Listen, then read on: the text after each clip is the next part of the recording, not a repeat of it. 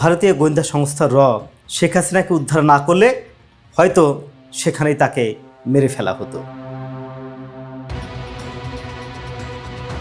2024 সালের 5ই আগস্ট ছাত্র জনতার অভ্যুত্থানে শেখ হাসিনা সরকারের পতন হয়। যখন থেকেই ছাত্র জনতার আন্দোলন চলছিল তার আগে থেকেই এখানে দুইটি সংস্থা কাজ করছিল। একটি হচ্ছে ভারতের গোয়েন্দা সংস্থা র, যারা শেখ হাসিনা এবং তার সরকারকে বাঁচানোর জন্য সর্বাত্মক চেষ্টা করছিল।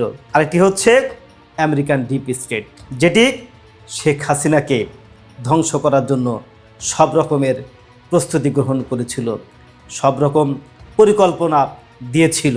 শেখ হাসিনার নিরাপত্তাতে যারা নিয়োজিত ছিল সে নিরাপত্তা বাহিনীর মধ্যেও এই দুটি সংস্থা কাজ করেছে। একটি ভারতের র, আরেকটি হচ্ছে আমেরিকার ডিপ স্টেটের সদস্যরা। তাহলে কতটা গভীরভাবে চলেছে এই কর্মযজ্ঞ। 5ই আগস্ট যেদিন শেখ হাসিনা সরকারের পতন হয় সেদিনও তার নিরাপত্তা বলয়ের ভিতরে ঢুকে গিয়েছিল এই ডিপ স্টেট। শেখ হাসিনাকে হত্যার সব পরিকল্পনাও আটা হয়েছিল, কিন্তু সব কিছু বুঝে ওঠার আগেই শেখ হাসিনাকে নিয়ে যাওয়া হয় হেলিকপ্টারে এবং সেই হেলিকপ্টার দিয়ে তাকে সরাসরি ভারতে পৌঁছে দেওয়া হয়। ভারতীয় গোয়েন্দা সংস্থার র ডিপ স্টেটকে কিছু বুঝতেই দেয়নি। এখানে শেখ হাসিনার মন্ত্রিসভায়ও দুই ধরনের লোক ছিল, এক হচ্ছে ভারতীয় এজেন্ট, দ্বিতীয় হচ্ছে ডিপ স্টেটের এজেন্ট।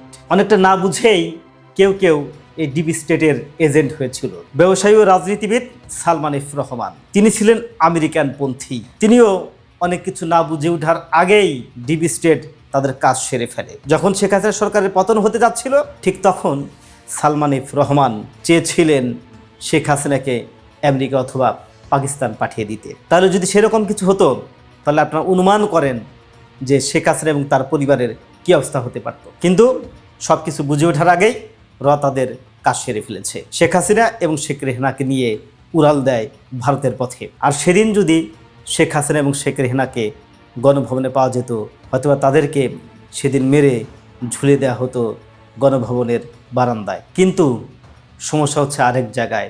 একটি প্রশ্নের জন্ম দিয়েছে এই শেখ হাসিনার পতনকে কেন্দ্র করে। শেখ হাসিনার পতনে হয়তোবা অনেকে খুশি, কিন্তু এখানে একটি প্রশ্ন আমাদের মনে উকে দিচ্ছে এবং সবাইকে সেটি বুঝতে হবে।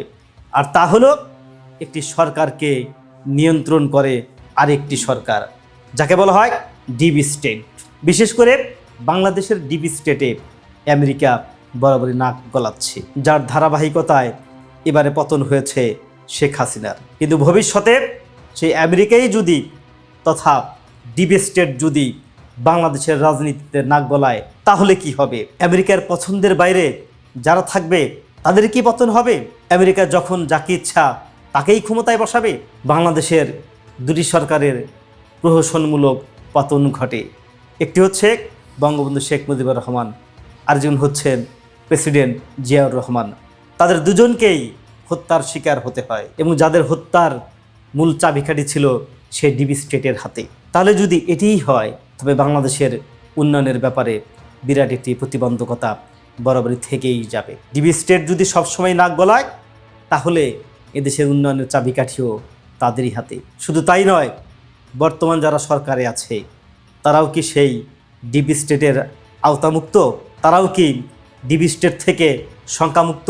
শুধু সরকার এলো আর গেল, তাতে কিন্তু একটা দেশের উন্নতি হবে না। একটি দেশের উন্নয়ন হবে সেই দেশকে প্রায়োরিটি দিয়ে, কিন্তু তাতে যদি ডিপ স্টেট নাক গলায় তাহলে উন্নয়ন হয় কি করে? বর্তমান সরকারকে সেটিও ভাবতে হবে। দেশের অখণ্ডতা নিরাপত্তা যেমন ভাবতে হবে, ঠিক তেমনি যারা সরকারে আছে তাদেরও নিরাপত্তার বিষয়টা ভাবতে হবে। কাজে ডিপ স্টেট থেকে নিজ দেশের স্টেটকে নিরাপদ রাখাই একটি সরকারের মূল লক্ষ্য হওয়া উচিত। তবে সেই সরকারও যেমন নিরাপদ থাকবে ঠিক তেমনি নিরাপদ থাকবে তার দেশ। ধন্যবাদ।